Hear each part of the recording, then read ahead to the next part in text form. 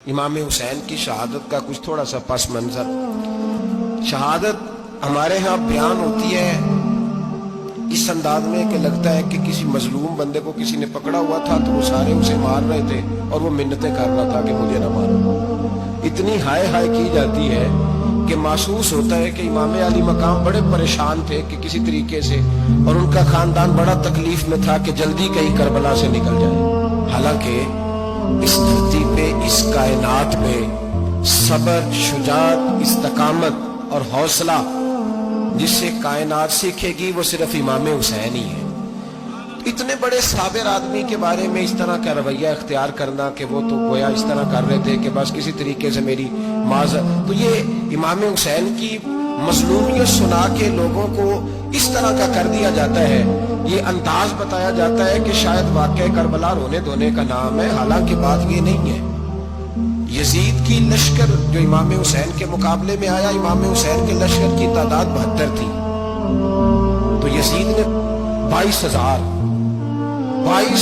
آدمی، مجھے بتائیے 72 کا 22,000 سے کوئی مقابلہ ہوتا ہے؟ بولیے۔ عمر بن سعد نے پھر عبید اللہ ابن زیاد کو لکھا کہ 22,000 بندے تھوڑے ہیں، کچھ بندے زیادہ بھیج۔ تو عمر بن سعد کو عبید اللہ ابن زیاد کہنے لگے کہ تو پاگل تو نہیں ہو گیا، 72 کے لشکر کا 22,000 بھیجا، اور کتنا بھیجو؟ تو اس نے کہا تمہیں یہ نہیں پتا یہ لوگ کون ہیں؟ یہ مولا علی شیر خدا کی اولاد ہے، ان میں ایک ایک شخص ایسا ہے جو 1,000 کے مقابلے میں لڑنا جانتا ہے۔ تو یہاں کمزوری دکھائی جاتی ہے، ہمارے بچے سمجھنے لگے ہیں کہ یہ شاید کوئی ایسی داستان ہے، اور اس طرح کا ماحول ٹی وی میں دیکھ رہا تھا، اس طرح کا ماحول بنایا جاتا ہے جیسے کوئی خوف ہے، یعنی واقعہ کربلا کوئی ایسا واقعہ جسے دیکھ کے خوف طاری ہو جائے، بچے راتوں کو ڈریں، وہ اکیلے درخت دکھائے جا رہے ہیں اور تیر دکھائے جا رہے ہیں۔ او یار، کیا قوم کی تربیت کر رہے ہیں؟ واقعہ کربلا حوصلے کا نام ہے، دلیری کا نام ہے۔ سنیں بات اصل میں کیا تھی، بڑے ٹھنڈے دماغ سے میری بات کو سمجھیے گا۔ حضرت مولا علی شیر خدا کے بعد مسلمانوں کے متفقہ امیر بنے تھے حضرت امیر معاویہ۔ انہیں امیر کس نے بنایا تھا؟ امام حسن نے، حضرت علی کے بڑے صاحبزادے۔ حضرت امام حسن نے ان سے صلح کی، انہیں خلافت دی، اور صحیح بخاری میں نبی پاک نے فرمایا تھا میرا بیٹا حسن سردار ہے، جب مسلمانوں کی جماعتوں میں لہو بہ جائے گا تو حسن ان کی صلح کرا دے گا۔ وہ صلح امام حسن نے کرائی، جناب امیر معاویہ امیر بن گئے۔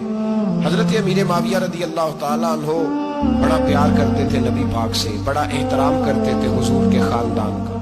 ان کی جو اجتہادی خطائیں ہیں وہ اپنی جگہ پہ موجود ہیں، چونکہ امام حسن نے ان سے صلح کر لی، لہذا ہم بھی ان کے بارے میں کوئی جملہ کہنے کے مجاز، ہماری مجبوری امام حسن ہے، اس لیے کہ جسے امام حسن صحیح کہے پھر امام حسن کے ماننے والے کو اسے غلط نہیں کہنا چاہیے۔ حضرت امیر معاویہ رضی اللہ تعالیٰ عنہ کا جب وصال ہوا تو حضرت امام حسن پہلے ہی ان سے وصال کر گئے، آپ کو زہر دے دیا کہ آپ شہید ہو گئے۔ امام حسین موجود تھے تو یزید کے بارے میں لوگوں نے کہا جناب امیر معاویہ سے کہ یہ ٹھیک ہے، مناسب ہے، اور بہادر ہے، دلیر ہے۔ وہ جو ہوتے ہیں نا خوش آمدید ٹولہ، ہمارے ملک میں جو اچھی خوشامد کرے اسے اچھی وزارت ملتی ہے، اچھی وزارت اسے دیتے ہیں، جو ذرا صحیح بدتمیز بھی ہو اور صحیح وکالت کرنے والا اسے وزارت صحیح دیتے ہیں۔ تو حضرت امیر معاویہ کے گرد بھی کچھ ایسے لوگ تھے، انہوں نے آپ سے کہا کہ یزید کو نامزد کر دیں، تو آپ نے یزید کو بلایا، حوالہ مجھ سے دیکھ لیجئے گا، بلا کے فرمایا کہ 3 بندوں کے سامنے اپنی خلافت پیش کرنا، اگر وہ تجھے مان جائیں تو امیر بن جانا، نہ مانے تو چپ کر کے گھر بیٹھ جانا۔ وہ 3 بندے کون ہیں؟ جناب عبداللہ ابن عباس، حضرت عبداللہ بن زبیر اور امام حسین رضی اللہ تعالیٰ۔ یہ وصیت فرمائی جناب امیر معاویہ۔ ہوا یہ کہ یزید جب امیر بنا نا، 2-3 چیزیں ہوتی ہیں جب کسی بندے کو قابو کرنا ہوتا ہے، 2-3-4-5 چیزیں ایسی ہوتی ہیں جس سے بندہ قابو آتا ہے۔ تو اس نے بھی فوری طور پہ، یزید نے دیکھا میرے لیے مسئلہ کیا بن سکتا ہے۔ ولید بن عتبہ اس وقت مدینے کا گورنر تھا، یزید نے اس کو خط لکھا کہ امیر عرب کا رواج آج بھی ہے کہ جب تک نئے خلیفہ کی بیعت نہیں ہو جاتی پرانے کے انتقال کی خبر ہی نہیں دیتے، اس کو رکھے رکھتے ہیں، یہ ان کا طریقہ ہے۔ وہ کہتے ہیں کہ ولی عہد اچھی طرح قبضہ کر لے پھر بتائیں گے۔ حضرت امیر معاویہ کا وصال ہو گیا، بتایا نہیں۔ یزید نے اب کیا کیا، کیونکہ بڑا چلاک آدمی تھا، بڑا شاطر تھا، بڑا تیز تھا، بڑا عجیب اس کا مزاج تھا۔ یہ چلاک لوگ زندگی میں ہمیشہ دھوکہ کھاتے ہیں، चलाकियां इंसान को गिराती हैं और इतना मुंह छील जाता है कि मुंह पहचाना ही नहीं जाता। बंदा अपने आप को रब रसूल के हवाले कर दे तो अल्लाह बड़ी बेहतरीन जज़ाएं अता करता है। ये लोग तेजी दिखाते हैं बाज, तो यजीद भी तेजी दिखाने वाला था। उसने वलीद को खत लिखा, कहने लगा कि फौरी तौर पे अब्दुल्ला इब्ने अब्बास को बुलाओ, उससे कहो मेरी बैत करे। ये जो बैत होती थी ना, ये भी सुन ले क्या होती थी। ये बैत हलफ होता था, हलफ कि मैं अल्लाह रसूल के नाम पे हलफ देता हूं कि मैं यजीद की इताअत करूंगा, मैं उसके खिलाफ कोई बगावत नहीं करूंगा। कोई ये बैत लोग समझते हैं कि बस हाथ पकड़ने का नाम बैत था। उस बैत का मुतबादल जमहूरी मुल्कों के अंदर वोट आया है, उसका मुतबादल लफ्ज। तो कहा बैत करें, हजरत अब्दुल्ला इब्ने अब्बास को भी बुलाओ, अब्दुल्ला बिन जुबैर को भी बुलाओ, इमाम हुसैन को भी बुलाओ। इमाम हुसैन आधी रात के वक्त बैठे थे मस्जिद नबी में, चूंकि पांचों नमाजों की आप इमामत करते थे। हुन अल्लाह खैर करे, जिहड़ा नमाज पढ़ाए हो मौलवी, तो जिहड़ा टल पाए हो पीर, जिहड़ा महीना ना नहाए छोटा पीर, तो जिहड़ा 6 महीने ना नहाए हो बड़ा पीर। कहते बाबा पहुंचे हैं, कड़े छड़े जो पहन लिए। भाई इमाम हुसैन तो नमाजें पढ़ाते थे, मौला अली तो नमाजें पढ़ाते थे, मस्जिद के खतीब थे। अब इसको तो मौलवी कह दिया जाता है बेचारे को। तो मलंग कौन होता है जी? कहते जरा कपड़े काट पाए। क्या तमाशा है, कौम जिधर दिल करता है निकल जाती है। इमाम हुसैन नमाज पढ़ा के शाह के बैठे थे जनाब अब्दुल्ला बिन जुबैर। अब्दुल्ला बिन जुबैर कौन थे? ये नबी पाक सल्लल्लाहु अलैहि वसल्लम के पोते थे और जनाब सिद्दीक अकबर के नवासे थे, हजरत अब्दुल्ला बिन जुबैर। और जनाब जुबैर बिन अवाम अशरा मुबशरा से अभी है, उनके बेटे थे। बहुत जीरक आदमी थे। ये भी इमाम हुसैन के पास बैठे थे। अब्दुल्ला इब्ने अब्बास भी थे, जो हुजूर के चचा के बेटे हैं, इस उम्मत के पहले मुफस्सिर है कुरान पाक। ये लोग बैठे थे। तो वलीद ने एक बंदा भेजा, उसने आके कहा जनाब आपको गवर्नर साहब ने बुलाया है। तो अब्दुल्ला बिन जुबैर कहने लगे हुसैन इस वक्त बुलाने की बात समझ में नहीं आई। तो इमाम हुसैन बड़े बसीरत वाले थे, अल्लाह ने बसीरत दी थी। कहने लगे अब्दुल्ला आपको समझ नहीं आई, मुझे समझ आ गई है, अमीर माविया विसाल कर गए और ये हमें जो बुलाया गया है ना, ये यजीद की बैत के लिए बुलाया गया है। तो कहा फिर आप आधी रात को ना जाएं, आपके लिए खतरा होगा। तो इमाम हुसैन फरमाने लगे खतरा हुसैन को नहीं होता, हुसैन को खतरा नहीं। कहा फिर भी आप मेहरबानी करें, जरा एहतियात से जाएं। तो जनाब अब्दुल्ला इब्ने जुबैर ने, अब्दुल्ला इब्ने अब्बास ने 14 बंदे नेज़े दे के, तलवारें दे के इमाम हुसैन के साथ भेजे और कहा कि इमाम हुसैन अगर उसने कोई गलत मलत बात की ना, जबरदस्ती बैत करने का कहा, तो आप बस कोई एक बात ऊंची आवाज में कर देना, ये सिपाही पीछे आ जाएंगे। इमाम हुसैन उन 14 बंदों को लेके गवर्नर हाउस पहुंच गए। जब आप वहां पहुंचे, उसने बताया, उसने कहा जी हजरत अमीर माविया इंतकाल कर गए और आपने यजीद की बैत करनी है। तो इमाम हुसैन फरमाने लगे मैं छुप के बैत नहीं करूंगा, मजमा लगाओ, जुमे वाले दिन ऐलान करो, जो तरीका है हजरत अबू बकर सिद्दीक का, जो तरीका है हजरत उमर फारूक का, जो अंदाज हजरत उस्मान गनी का है, जो मौला अली का है, सरेआम ऐलान करो। अगर सारी दुनिया यजीद की बैत करेगी तो मैं भी तैयार हूं। तुम मुझसे बैत लेके भी लोगों को बताना चाहते हो कि हुसैन बैत वो कर रहे हैं, तो तुम क्यों नहीं कर रहे? मैं आम आदमी नहीं हूं, लिहाजा छुप के बैत नहीं करता। जब ये बात की ना, तो वलीद बड़ा नरम दिल था और इमाम हुसैन की शान को जानता था। वो जानता था ये नबी पाक का खानदान है। उसने कहा जी मुझे तो हुक्म था, बाकी आप हुजूर के नवाज हैं, मैं कर कुछ। वहां एक बड़ा बदबख्त शख्स बैठा था, अब्दुल मलिक बिन मरवान। वो वलीद से कहने लगा कि अगर हुसैन आज तुम्हारे हाथ से निकल गए तो तुम्हारे लिए बहुत बड़ा मसला खड़ा हो जाए, इन्हें जाने ना देना, या बैत कराओ या इनसे कहो जंग के लिए तैयार हो।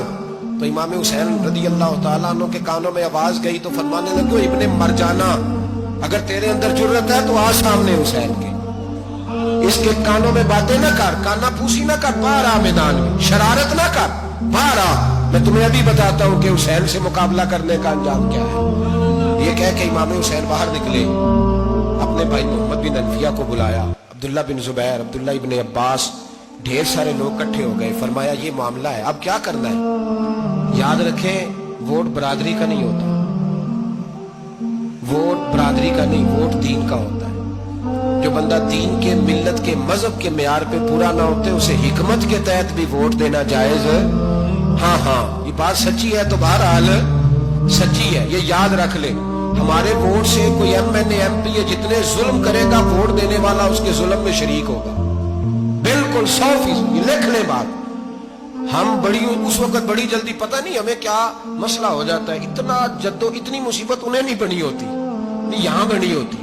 خدا کا خوف کریں. امام علی مقام ووٹ ہی مانگ رہا تھا نا یزید, اور پھر اس نے بڑے بڑے لالچ دیے. اس نے کہا کہ آپ 5-4 صوبے ہیں جس کی گورنری مرضی رکھ لیں, دولت آپ کی مرضی کی. تو پھر آج ہمیں بھی لوگ مشورہ دیتے ہیں, کہتے ہیں مسجد میں سیاست نہیں ہونی چاہیے. میں نے کہا کیا کریں, یہ امام حسین ہمیں مجبور کر گئے, کوئی نہ کوئی بات کرنی پڑی جاتی ہے. امام علی مقام نے فرمایا چھپ کے ووٹ کی بات, بیعت کی بات نہیں ہو سکتی. آپ نے جا کے لوگوں سے مشورہ کیا تو وہ کہنے لگے حضور وقت ابھی مناسب نہیں ہے, آپ اس طرح کریں یہاں رکے, ہم مکے سے, عراق سے, کوفے سے لوگوں کو بلاتے ہیں, یہاں ایک بڑی مجلس مشاورت قائم کرتے ہیں. امام حسین فرمانے لگے اگر تم مشاورت قائم کرو گے تو ولید اور عبد الملک بن مروان وہ تو جنگ کرنے کو تیار ہے. اور نبی پاک نے فرمایا ایک مینڈا ہوگا جس کی وجہ سے مدینے کی گلیوں میں لہو بہے گا. فرمانے لگے میں وہ بکرا, وہ مینڈا نہیں بننا چاہتا. کہا پھر آپ کیا کریں گے؟ تو امام حسین رو پڑے, فرمانے لگے میں مدینہ چھوڑ جاؤں گا لیکن مدینے کی حرمت پامال نہیں ہونے دوں گا. امام علی مقام آدھی رات کے وقت نکلے. سیدہ فاطمہ کا دروازہ ایک اس دن تھا جس دن حضرت مولا علی کوفے چلے گئے, اور دوبارہ آج تالا لگا جب امام حسین نکلے. آپ جنت البقیع کے پیچھے کھڑے ہو کے حضور کا روزہ دیکھنے لگے. اس وقت گنبد تو نہیں ہوتا تھا, روزہ دیکھنے لگے. نانا تیرے کرم کے خزینے کی خیر ہو, میں جا رہا ہوں تیرے مدینے کی خیر ہو. سارا خاندان لے گئے, مکے تشریف لے گئے. حج کے ایام قریب آنے والے تھے. امام حسین نے وہاں لوگوں سے باتیں کی. جب امام حسین وہاں سے پہنچے تو کوفے سے خط آنے لگے.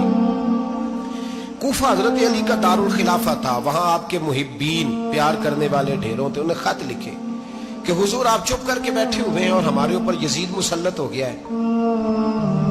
آپ اگر میدان میں نہیں نکلیں گے, آپ نہیں آئیں گے تو ہم اللہ کی بارگاہ میں شکوہ کریں گے کہ کوئی ہماری کمان کرنے کو تیار ہی نہیں ہوا.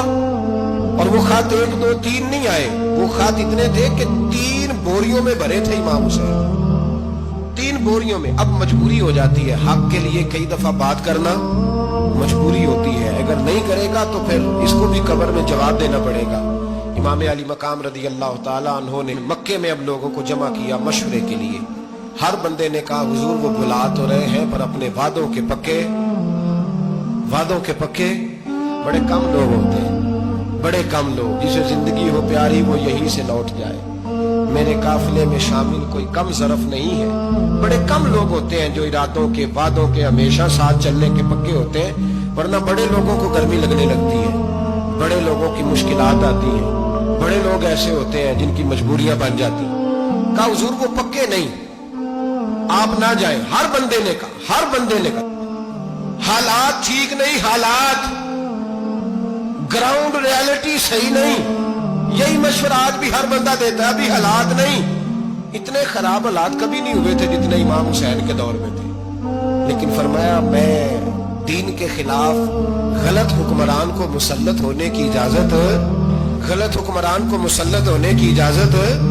مزاحمت کروں گا, مخالفت کروں گا. امام کہنے لگے کوئی بات نہیں, وہ میرے ساتھ چلے نہ چلے لیکن میں کوفے جاؤں گا. وہ لوگ میرے ساتھ کھڑا ہونے کو تیار ہے تو وہ جھوٹ ہے یا سچ ہے پر میں چلوں گا. جب امام علی مقام نے اصرار فرمایا تو جو آپ کے قریبی صحابہ کرام کی اولادیں تھی ساری, یہ بھی اب بیماری ہے. کچھ لوگ کہتے ہیں جی صحابہ نہیں ساتھ چلے, تو میں کہتا ہوں اہل بیت نبوت کے تو کل افراد 21 تھے, تو 72 میں باقی اولادیں کس کی تھی؟ وہ ساری صحابہ کی اولادیں تھی. وہ سارے, پتہ نہیں کیوں اس طرح کا فلسفہ بیان کیا جاتا ہے جس میں حالات خراب ہو. حضرت سیدنا امام علی مقام کو جب بہت زیادہ کہا گیا نا تو امام حسین رضی اللہ تعالیٰ عنہ نے فرمایا چلو میں ایک کام کرتا ہوں, مسلم بن عقیل کو بھیجتا ہوں. حضرت علی کے بھتیجے ہیں, امام حسین رضی اللہ تعالیٰ عنہ کے چچا کے بیٹے ہیں حضرت عقیل کے صاحبزادے مسلم بن عقیل. بڑے سمجھدار آدمی تھے, معاملہ فہم تھے, بڑے جری تھے. اتنا زبردست مشورہ کم لوگ دیتے ہیں جتنا حضرت مسلم بن عقیل دیتے تھے. ان کو بھیجا گیا کوفے.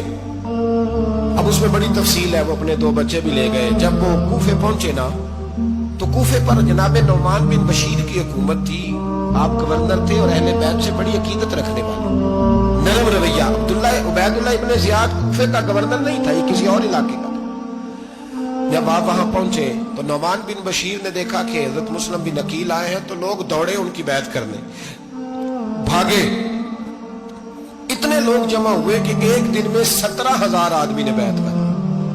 تو تم پتہ ہے نا، جڑا الیکشن لڑنا ہوتا ہے راتی جیت کے سوندا ہے، وہ فاتح ہوتا ہے، ہر روز جیتتا ہے، پتہ اسی دن چلتا ہے جس دن الیکشن کا رزلٹ اناؤنس ہوتا ہے۔ 17,000 آدمی ایک دن آیا۔ اب وہ جو امام مسلم بن عقیل کے وہاں نعرے لگانے والے تھے، کہنے لگے حضور یہ پہلے دن کی کارکردگی ہے، 2-4 دن میں دیکھیے کیا ہوتا ہے۔ 2-4 دن میں کیا ہوا، 40,000 آدمی نے بیعت کر لی۔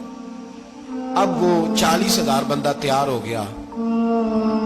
ادھر سے جو یزید کے وفادار تھے انہوں نے خط لکھا یزید کو کہ تو نے بڑا نرم آدمی گورنر بنایا ہے، اور 40,000 بندہ چلا گیا حسین کی طرف۔ اگر ایک دن مسلم بن عقیل اور رہے تو جو تمہارا گورنر بیٹھے ہیں نا جناب نعمان بن بشیر، ان کو گورنر ہاؤس سے نکال کے مسلم بن عقیل قبضہ کر لیں گے۔ تو چپ کر کے بیٹھا ہے۔ یزید بڑا تیز تھا، اس نے ایک آدمی گھوڑے پہ دوڑایا۔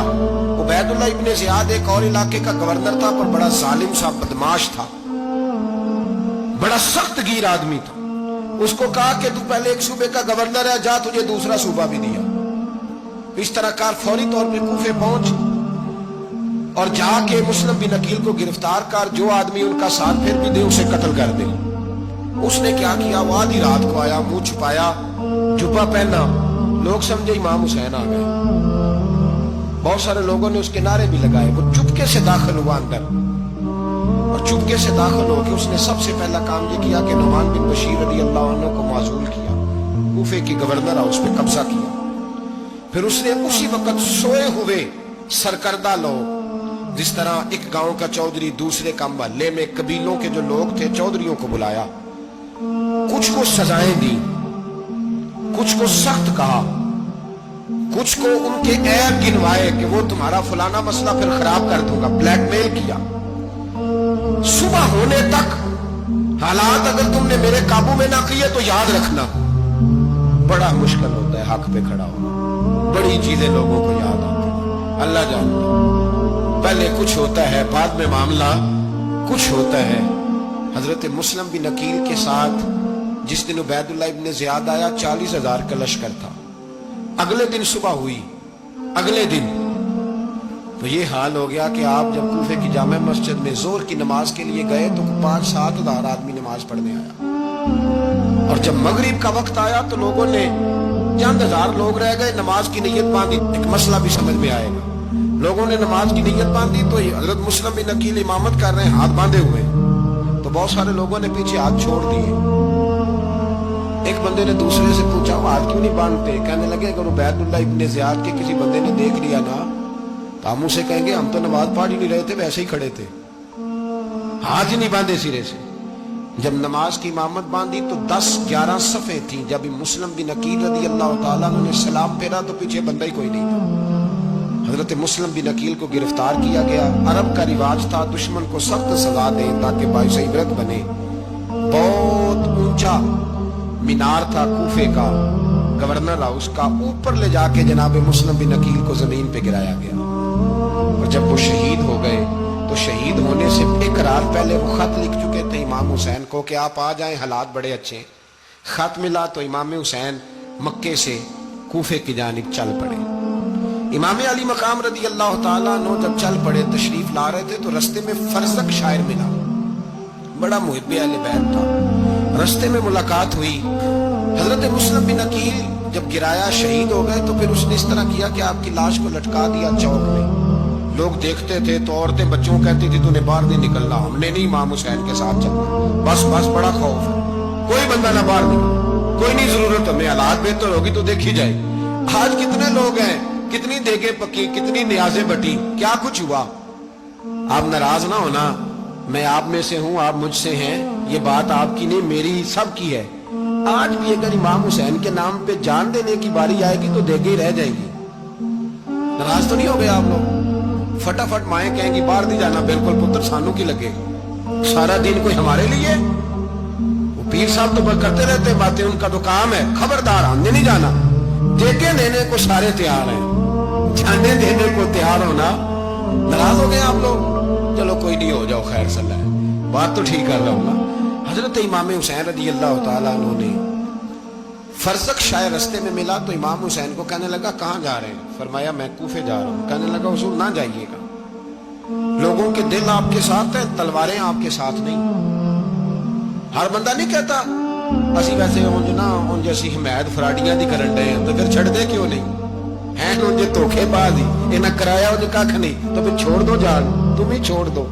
ये बंदा बात सही कर रहा है, बंदा वैसे ये बात सही कर रहा है, पर अजय हालात नहीं ठीक है दे वाले बंदे ठीक ने, पर क्या तमाशा है, कब तक ऐसा रहेगा कि कब तक ये बात चले?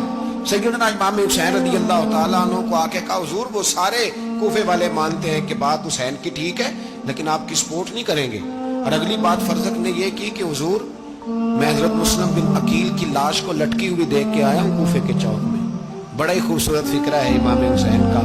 फरमाने लगे मेरा भाई लटका हुआ था, कहीं किसी के आगे झुका तो नहीं था? लटका ही था ना, कहीं झुका तो नहीं किसी के आगे? कहा हुजूर नहीं। तो आप फरमाने लगे अगर मुस्लिम बिन अकील लटक गया तो हुसैन भी लटक जाएगा, लेकिन झुकेगा। हजरत इमाम हुसैन तशरीफ लाए, बच्चों समेत आए। हुर बिन यजीद एक शख्स था, हुर बिन यजीद, हुर बिन यजीद नाम याद रखना। हुर बिन यजीद एक मुख्तसर सा लश्कर लेके उसने इमाम हुसैन को एक जगह पे रोका, फिर दूसरी जगह पे रोका, फिर लाकर तीसरी जगह पे रोका। तो इमाम हुसैन ने फरमाया जगह कौन सी है? कहा हुजूर करबो बला। फरमाया बस यही खैमे लगा दो, यही। हजरत सैयदा ज़ैनब ने पूछा इमाम हुसैन से कि सारे जमाने ने रोका है, ठीक है आप हक पे हैं, ये भी सब ने कहा आप हक पे हैं, पर रोका भी सब ने, आप रोके क्यों नहीं? तो इब्ने कसीर और इब्ने असीर लिखते हैं कि इमाम हुसैन रो पड़े, कहने लगे बहन मैं रुक जाता, पर मैंने रात को नाना मुस्तफा को ख्वाब में देखा है। तो हुजूर ने फरमाया हुसैन अगर आज ये रिवाज पड़ गया ना यजीद जैसे लोगों का, तो कयामत तक पड़ा रहेगा। फिर लोग कहेंगे कोई निकला नहीं था तो हमें भी निकलना, फिर लोग जालिमों के सामने गर्दने झुकाने के आदी हो जाए। मैं कहता रहता हूं, कह रहा हूं, करबला की जंग कुफर इस्लाम की जंग नहीं, कुफर इस्लाम की जंग नहीं करबला की, क्योंकि यजीद तो बड़ा पक्का नमाजी था, खुतबा देता था। वो तो जब इमाम हुसैन रज़ी अल्लाह तआला अन्हु ने करबला के मैदान में जुमे का दिन था तो यजीद के सामने को बात करनी शुरू की, अमर बिन साद के सामने। तो अमर बिन साद कहने लगा हुसैन ज्यादा बातें ना कर, हमारा जुमा लेट हो रहा है, जंग के लिए तैयार हो, फटाफट आ। अहले बैत नबूवत को कत्ल करेंगे और कत्ल के बाद फिर नमाज पढ़ेंगे और फिर कहेंगे अल्लाहुम्मा सल्ली अला मुहम्मदिन व अला आले मुहम्मद, उसी नमाज में फिर दरूद भी पढ़ेंगे। ये कैसा मर्तबा है, कैसा अंदाज, दोस्ती कातिल से भी मकतूल से याराना। हुर बिन यजीद इमाम हुसैन से कहने लगा मुझे हुक्म है आपको रोकने का, आप आगे नहीं जा सकते। इमाम साहब ने फरमाया वजह जमीन अल्लाह की है। उसने कहा आप बैत नहीं कर रहे, यजीद की हालात आपके हक में दुरुस्त नहीं है, आप नहीं जाएंगे। इमाम रुक गए। जोहर की नमाज का वक्त हुआ तो हजरत अली अकबर इमाम हुसैन के बड़े साहिबजादे, उन्होंने अजान जोहर पढ़ी तो हुर बिन यजीद के लश्कर ने इमाम हुसैन के पीछे नमाज अदा की। कहा भाई तुम मुकाबले में आए हो, नमाज पीछे पढ़ते हो? कहा हुजूर मुकाबला तो तलवारों से कर रहे हैं, पर हमारा दिल तो मानता है ना कि मुस्तफा का नवासा बड़ी शान वाला है। हुर बिन यजीद ने 3 नमाजें लश्कर समेत इमाम हुसैन के पीछे पढ़ी हैं, 3 नमाजें, जोहर असर और मगरिब। फिर इमाम हुसैन के सामने शराइत पेश की कि आपको यहाँ घेर लिया गया है, यहाँ आप बैत करेंगे, यहाँ जंग करेंगे, 2 ही बातें। इमाम हुसैन ने फरमाया नहीं भाई बैत तो मैं नहीं करता, इसके अलावा तुम जो कहते हो मैं करने को तैयार हूं। उसने खत लिखा, उबैदुल्लाह इब्ने ज़ियाद को एक बंदा दौड़ाया पीछे, कूफे चंद मील पे कूफा था। कहा वो नहीं मान रहे, क्या कर रहे? तो हुसैन इब्ने अली है, मैं ज्यादा देर उन्हें रोक भी नहीं सकता। उन्होंने पैगाम दिया हुर बिन यजीद को कि करना कुछ भी नहीं, उनका पानी बंद कर दो, ब्लैकमेल करो, खाना पानी नहीं मिलेगा, छोटे छोटे बच्चे हैं, खुद ही मान जाएंगे। हजरत इमाम अली मकाम के बारे में हुर के पास जब ये पैगाम आया तो हुर कहने लगा मेरी तबीयत नहीं मानती हुसैन पर पानी बंद करो, दिल नहीं मानता। जब ये लफ्ज कहे ना दोबारा तो फिर उबैदुल्लाह इब्ने ज़ियाद ने अमर बिन साद को 10,000 आदमी दे के भेजा। का हुर बिन यजीद लचक दिखा रहा है हुसैन के हक में। एक रे का इलाका था, बड़ी वहां फसल होती थी, लोग कोशिश करते थे वहां का गवर्नर बनने की कोशिश करते थे। तो उबैदुल्लाह इब्ने ज़ियाद कहने लगा तुम्हें रे की गवर्नरी मिलेगी, سب سے سرسبز و شاداب علاقہ، تمہیں وہاں کا گورنر بنایا جائے گا اگر حسین کے خلاف لڑو گے۔ یہ اتنی زبردست ہوتی ہیں گورنریاں کہ گورنریوں کے لیے لوگ نسل رسول کے خلاف بھی نکل آتے ہیں۔ یہ اتنی تگڑی ہوتی ہیں، اتنی جلدی وفاداریاں بدلتی ہیں۔ امام حسین کو روک لیا گیا، عمر بن سعد نے روک لیا۔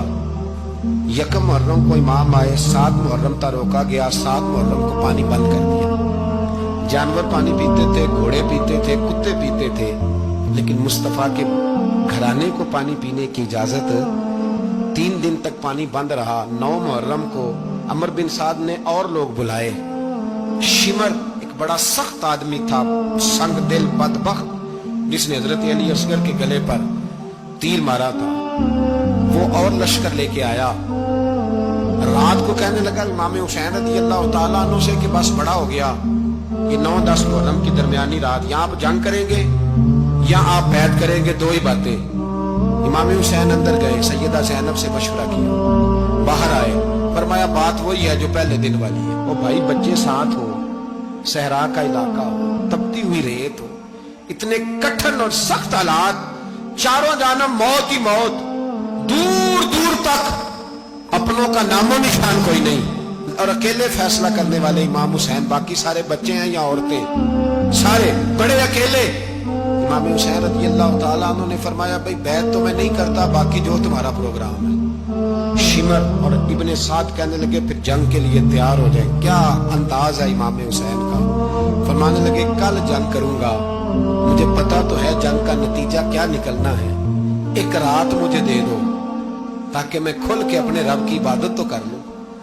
حسین نے جانا ہے، مجھے پتا ہے کل رزلٹ 72 اور 22,000 کا کیا ایک رات مجھے دو، میں مالک سے راز نیاز تو کروں، میں گویا اس سے پوچھوں تو صحیح کہ مالک میرے والد بھی شہید ہیں، بھائی بھی شہید ہیں، نانا کو بھی دکھوں میں دیکھا ہے، تو اب میری باری ہے تو مالک میں حاضر ہوں، مجھے موقع تو دو، اس لیے کہ میرے نانا نے بدر میں بھی ساری رات عبادت کی تھی، صبح مجھے موقع دو۔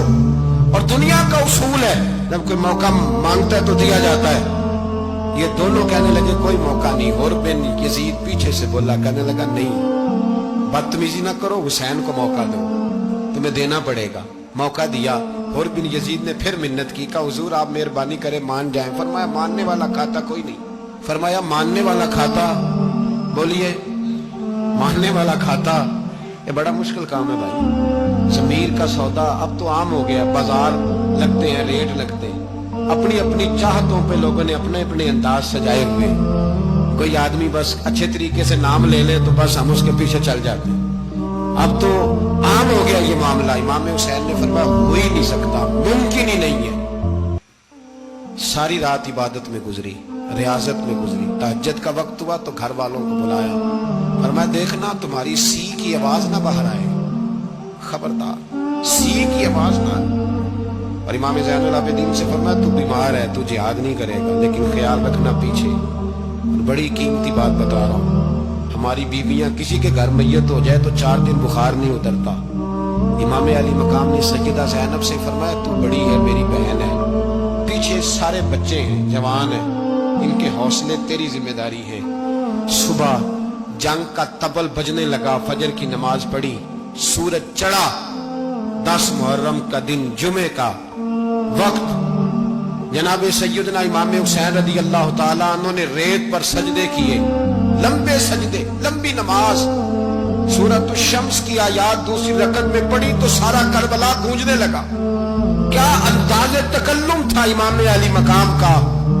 نماز مکمل ہوئی تو اور بن یزید، عمر بن سعد اور شمر سے کہنے لگے واقعی حسین سے لڑو گے؟ پتہ نہیں کون ہے۔ قل لا اسألکم علیہ اجرا، تم نے نہیں پڑھا؟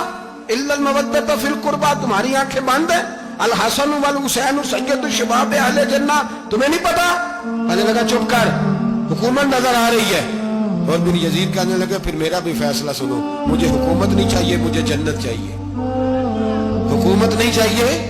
امام حسین کی پہلی فتح دیکھیں، اور بن یزید ایڑی لگا کے نا یزید کے لشکر سے نکل کے امام حسین کے لشکر میں شامل ہو گئے۔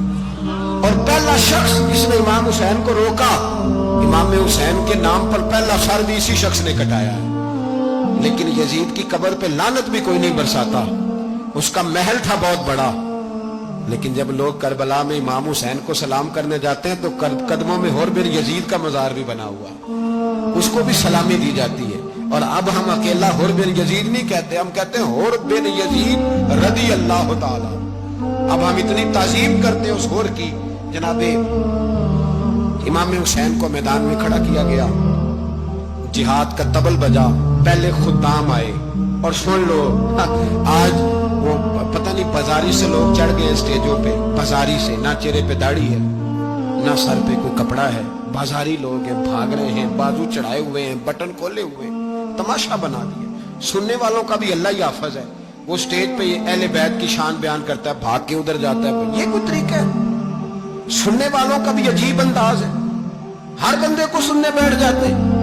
دین مہذب ہے، تہذیب والا ہے، دلائل رکھتا ہے، دین وقار رکھتا ہے، ایسے لوگ اب دین بیان کریں گے؟ حضرت سیدنا امام حسین رضی اللہ تعالیٰ عنہ صبح جب جہاد کا وقت آیا، پتہ ہے کون کون تھے کربلا میں؟ امام حسین کے ساتھ امام حسین کے 4 بھائی تھے کربلا میں۔ کتنے؟ بول کے بتائیں۔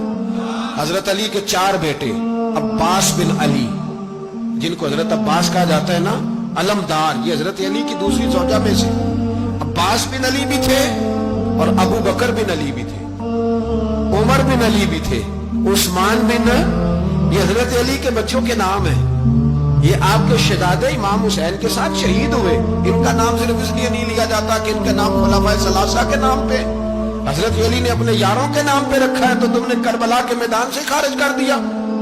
یہ تینوں شہزادے حضرت جناب سیدنا امام حسین کے ساتھ تھے، یہ بھی شہید ہوئے۔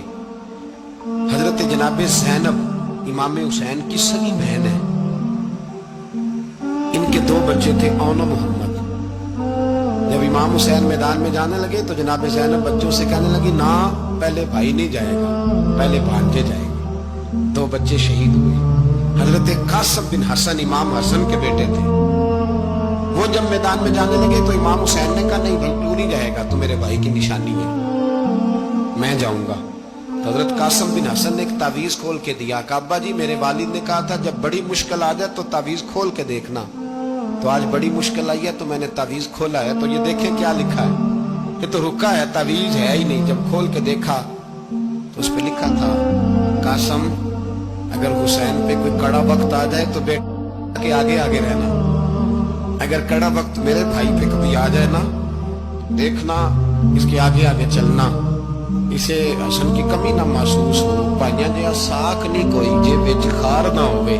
سیدنا امام حسین پہلی دفعہ کربلا میں اس وقت روئے جب یہ رکا، آپ نے دیکھا تو فرمایا ٹھیک ہے، اگر حسن کی یہ وصیت ہے تو میں نے زندگی میں اگر ان کی ہر بات مانی ہے اب بھی مانوں گا، تمہیں اجازت ہے۔ جناب قاسم بن حسن 16 سال کا جوان جب میدان میں نکلے تو ہائے ہائے پتہ نہیں کہاں سے آ گئی ہے۔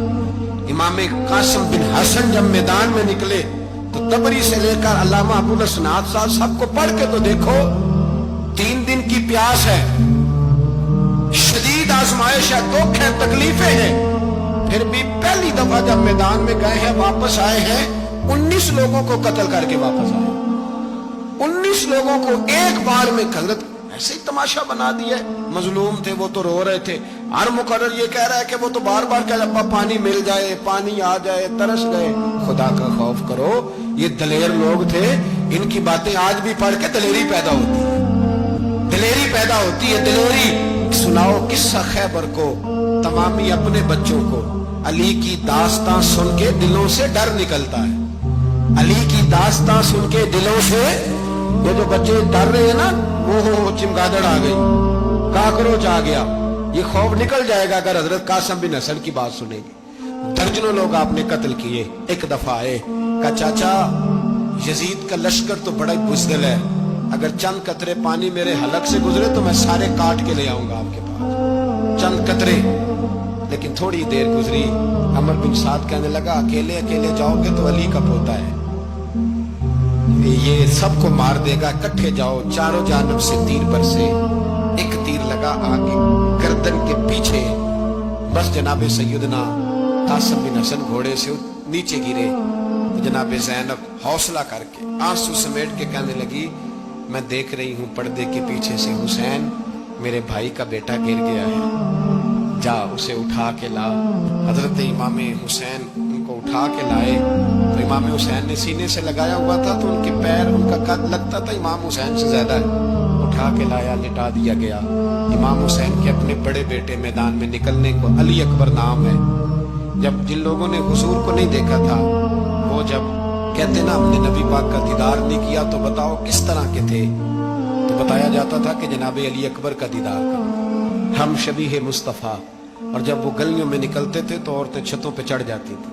جناب علی اکبر رضی اللہ تعالیٰ عنہ تلوار لے کے میدان میں نکلے، جوان بیٹے دینے بڑے مشکل۔ او یارو رٹا کیا ہے یہ تو بتاؤ کہ ظالم آدمی حکمران ہے یار، یہ رٹا ہے؟ ایک ظالم کا رستہ روکنا ہے اس رٹے کے لیے؟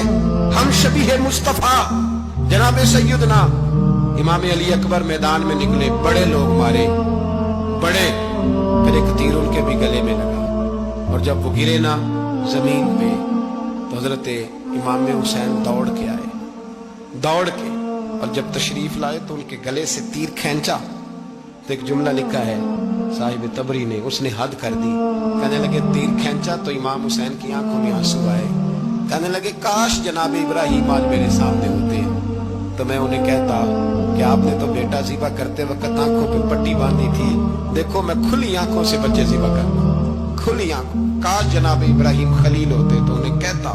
جناب علی اکبر بھی شہید ہوئے۔ حضرت علی اصغر کو تو اچانک اٹھایا تھا امام حسین، باہر نکلے، گردن پہ تیر لگا تو 6 مہینے کا بچہ وہ بھی شہید ہوا، خون اچھالا آسمان کی طرف تو کہا مولا دیکھ لے، میں نے 6 مہینے والا بھی نہیں بچایا، وہ بھی دے دیا ہے۔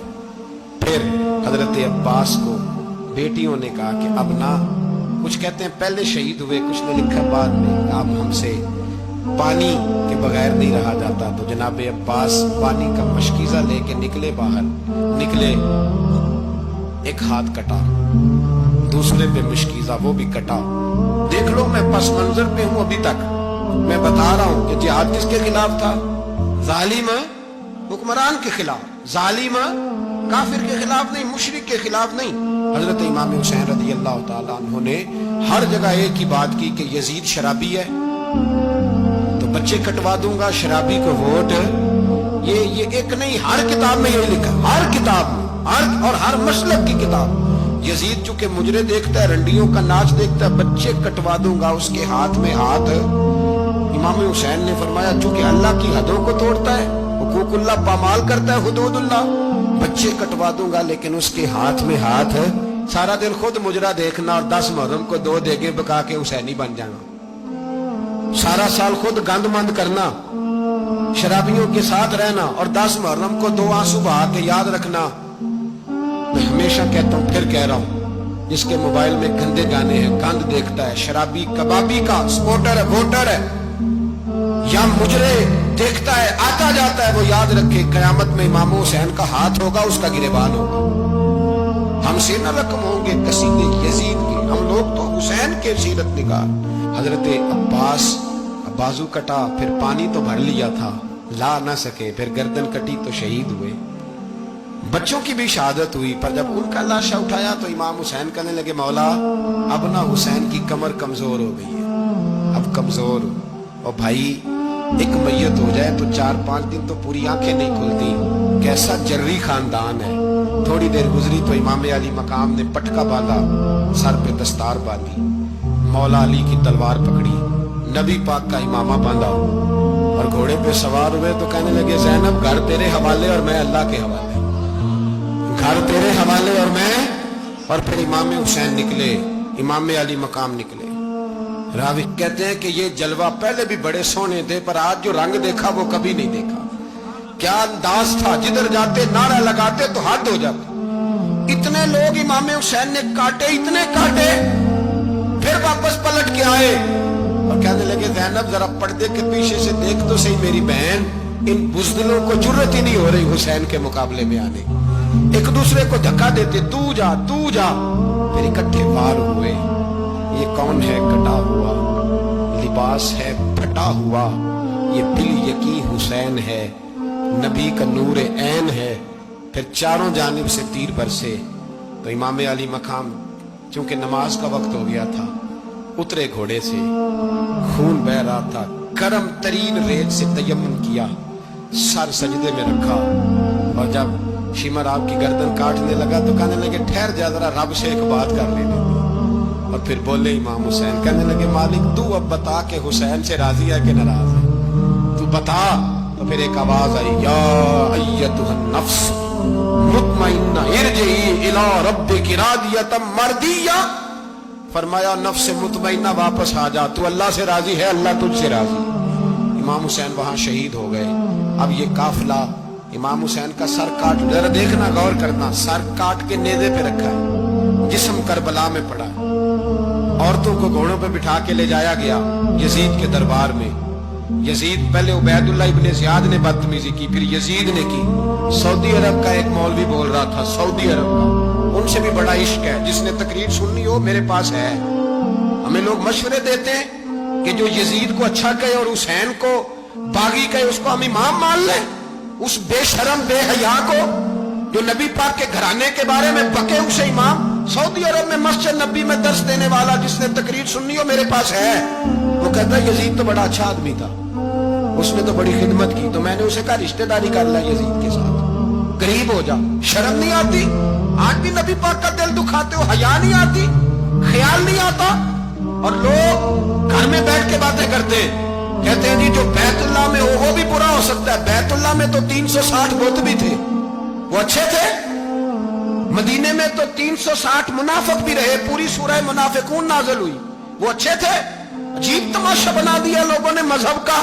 کہتا ہے یزید نے تو بڑی خدمت، تو عبید اللہ ابن زیاد نے قتل کیا۔ بے شرمو، اگر عبید اللہ ابن زیاد نے بھی قتل کیا تھا تو حکومت کس کی تھی؟ تو پھر یزید نے عبید اللہ ابن زیاد کو سزا کیوں نہیں دی، بلکہ ایک جگہ 2 گورنریاں دی اس کو؟ یہ حال کیا۔ بلکہ سنو کہ یزید چھڑیاں مار رہا تھا، چھڑیاں امام حسین کے لبوں پہ، تو نعمان بن بشیر صحابی تھے، بول پڑے، کہنے لگے یزید بدبخت ہاتھ پیچھے اٹھا، مجھے اللہ کی عزت کی قسم میں نے سینکڑوں بار نبی پاک کو ان ہونٹوں کو چومتے دیکھا ہے۔ حضرت جناب زینب عورتوں کے مجمع میں پیچھے ہو کے بیٹھی ہیں، یزید کے پاس جب پہنچا لشکر، تو یزید کہنے لگا دیکھو اللہ نے مجھے عزت دی اور میرے مخالفوں کا کیا حال ہوا۔ تو بی بی زینب بول پڑی، اتنے صدمے سہے پر آواز توانا ہے، جاندار ہے، جاندار۔ ہمارا کسی بندے سے جائیداد کا رٹا نہیں، ہم تو چاہتے ہیں امت اکٹھی ہو جائے، لیکن جو بندہ نبی پاک کی ماں کو دوزخی کہے، حضور کے باپ کو جہنمی کہے، یزید کو امیر المومنین کہے، اس کے ساتھ اتفاق رائے کر لیا جائے، یہ مذہب ہماری سمجھ میں نہیں آتا، بالکل نہیں آتا، قطعاً نہیں ہماری سمجھ میں آتا۔ کیسے اتحاد کر لیا جائے؟ یہاں تو میرے بھائی جو ہمارے ابا کا مخالف ہو اس سے اتحاد نہیں ہوتا، اور جو نبی پاک کے والد کو دوزخی کہے اس سے اتحاد ہو جائے۔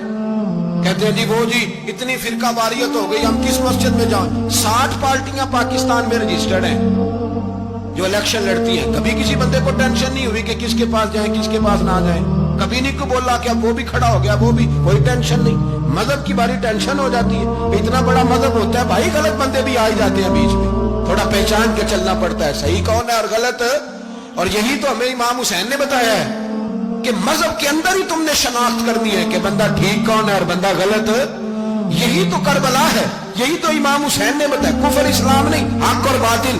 تو سمجھیے گا حضرت سیدہ زینب نے جب سنا نا کہ یہ کہہ رہا ہے کہ مجھے اللہ نے عزت دی، تو جناب زینب بولی، نعمان بن بشیر کہتے ہیں بی بی بولی، اتنے صدمے ہیں پر جناب زینب بولی اللہ اکبر، اس انداز میں بولی کہ پہلے قرآن مجید کی آیت پڑھی، کہنے لگی وَتُعِزُّ مَن تَشَاءُ وَتُذِلُّ مَن تَشَاءُ بِيَدِكَ الْخَيْرُ إِنَّكَ عَلَىٰ كُلِّ شَيْءٍ قَدِيرٌ۔ اور پھر کہنے لگی یزید تو بکتا ہے، کہتا ہے کہ تو عزت والا ہو گیا، یہ تیری حکومت ہے، 4 دن گزرنے دے، تجھ پہ کوئی لعنت بھی نہیں برسائے گا، اور میرے بھائی کا قیامت تک ممبروں میں اور خطبوں میں ذکر ہوا کرے گا، وقت گزرنے دے۔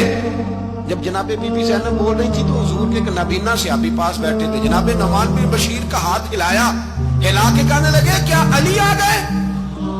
تو علی کی آواز لگتی ہے، جبریل امی بول رہے ہوں جیسے، حکمت کی گوہر رول رہے ہوں جیسے، دربار دمشق میں بی بی زینب کا خطاب، منبر پہ علی بول رہے ہوں جیسے۔ میرے بھائی بس کربلا والا قافلہ تو مدینے پہنچ گیا، 3 سال یزید نے حکومت کی، شرابیں عام ہو گئی، مکے پہ حملہ ہوا، خانہ کعبہ کا غلاف جلا، مدینے پہ اس نے حملہ کیا، 3 دن مسجد نبوی میں اس نے گھوڑے باندھے، مسجد نبوی میں صحابہ کو نکال کے اپنا اس نے امام مقرر کیا، لیکن پھر امت نے اسے قبول نہ کیا، پھر وہ رسوا ہوا اور آج تک وہ رسوا ہے۔ لیکن امام حسین کا نام کل بھی زندہ تھا اور آج بھی۔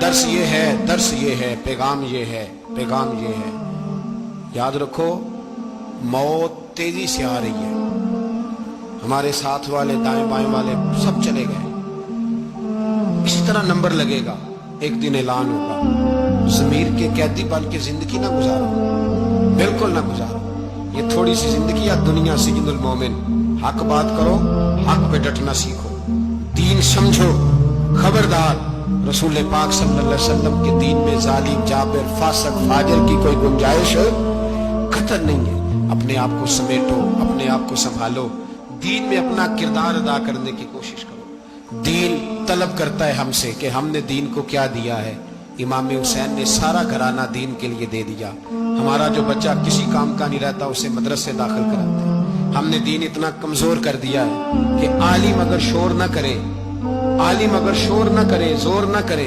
گھٹن والا ماحول ہو گیا، مذہب کی پوزیشن کمزور کر دی۔ اب جہاں تک اس بات کا تعلق ہے جی فرقے ہو گئے، تو میرے بھائی یہ کوئی اتنی خطرناک بات ہے، یہ کوئی اتنا مشکل معاملہ نہیں ہے، یہ تو امام حسین نے بتا دیا تھا کہ یزید کے طور پر ایک غلط فرقہ کھڑا ہو گیا ہے، لہذا اس کا مقابلہ کرنا ہے، اس میں کوئی بری بات ہے، لیکن ایک سبق ہے بزرگوں کا کہ اگر سچی بات بھی نہیں کرنی تو پھر اس منبر کا حق ادا نہیں ہوتا، جو سچ بولے وہ حسینی ہے، جو ظالم کے سامنے کھڑا ہو جائے وہ حسینی ہے، جو مصلحت کوش ہو، جو کہے ٹائم نہیں، گراؤنڈ ریالٹی نہیں، حالات نہیں، طبیعت نہیں، موقع نہیں، تو ابھی امام حسین کے پیغام کو نہیں سمجھا۔ میں بہت سارے بزرگوں کا نام اس لیے نہیں لیتا کہ لوگ ایسے نہ کہیں کہ کسی کا نام کیش کرایا جا رہا ہے، لیکن میں نے سارے مناقب پڑھے ہیں، میری لائبریری میں کتابیں ہیں، میں پڑھتا رہتا ہوں، میں سفر میں بھی ساتھ رکھتا ہوں، لیکن حضرت شیخ عبدالصبور بیگ منشور ہزاروی کا شعر امام علی مقام کے مقابلے میں اس طرح کا ہے کہ مجھے سارے شاعروں سے زیادہ وزنی محسوس ہوتا ہے۔ انہوں نے کہا تھا اس شاہ مشرقین کی، اس نور عین کی مطلوب ہے جہاں کو قیادت حسین کی۔ دیکھیے ذرا حسن اور ہر سو یزیدیوں کا زمانے میں زور ہے، ایک دو جگہ پہ نہیں، ہر سو یزیدیوں کا زمانے میں زور ہے، منشور آج پھر ہے ضرورت حسین کی، آج پھر ہے ضرورت ہے، آج لوگ حسینی بنے، امام حسین کے نقش قدم پر، وہ کہتے ہیں زور ہو گیا یزیدیوں کا، یہ ہمارے بزرگ ہمیں بتا گئے۔ مسجد کی طرف توجہ کرو، اپنے بچوں کی نگہبانی کرو، دنیا کی زندگی اتنی مختصر ہے کہ ایک خواب لگے گا جب ہم جائیں گے دنیا، ایک خواب لگے گا، خواب تھا جو کچھ کے دیکھا، جو سنا افسانہ تھا، اہل بیت نبوت کا اسوہ عبادت ہے، ریاضت ہے، پردہ ہے، پرہیزگاری ہے، اس پر توجہ کریں۔ جن کی بچیاں سر نہیں ڈھانپتی وہ 10 محرم کو بے شک دیگ نہ پکایا کریں، جو لوگ قرآن شریف پڑھنے کے عادی نہیں وہ بے شک امام علی مقام کا ذکر نہ کریں، اس لیے کہ امام حسین نے سر سجدے میں کٹایا ہے اور تلاوت نیزے کی نوک پہ بھی جاری رکھی ہے۔ دین کے ساتھ اپنے آپ کو جوڑو، دیندار بنو، رسول اللہ کی غلامی اختیار کرو، ورنہ یہ زندگی کچھ ایسا وقت بھی لاتی ہے کہ جب زندگی بوجھ بن جاتی ہے۔